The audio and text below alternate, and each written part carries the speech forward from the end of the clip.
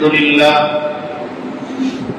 মহান আল্লাহ তাআলার দরবারে লাখো কোটি শুকরিয়া যে মহান আল্লাহ রব্বুল আলামিন আমাদেরকে আমাদের জিন্দেগিতে আরো একটি শুক্রবার দান করেছেন এবং এই শুক্রবারের ফজিলত অর্জনের লক্ষ্যে এদিনের সবচেয়ে গুরুত্বপূর্ণ নামাজ সালাতুল জুমা, এই সালাতুল জুমাতে এসে অপেক্ষা করার কিছু দিনই আলোচনা শোনার বলার তৌফিক দান করেছেন।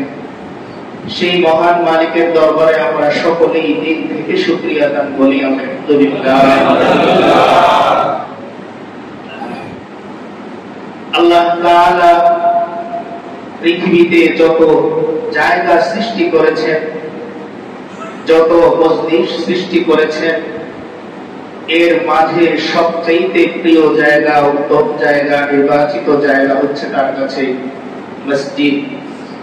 মসজিদকে বলা হয় বাইতুল্লাহ, অর্থাৎ আল্লাহর ঘর। অর্থাৎ যদিও আল্লাহ তাআলার কোনো নির্দিষ্ট স্থান মাকাম নেই, তবুও বান্দার বোঝার জন্য বান্দা চায় আমার আল্লাহর একটা ঘর থাকুক, যেই ঘরে আমি যেয়ে তার কাছে আশ্রয় নিব। তাই বান্দাকে বোঝানোর জন্য, বান্দার দিলের মধ্যে প্রশান্তি যোগানোর জন্য আল্লাহ তাআলা পৃথিবীর মানুষকে উদ্দেশ্য করে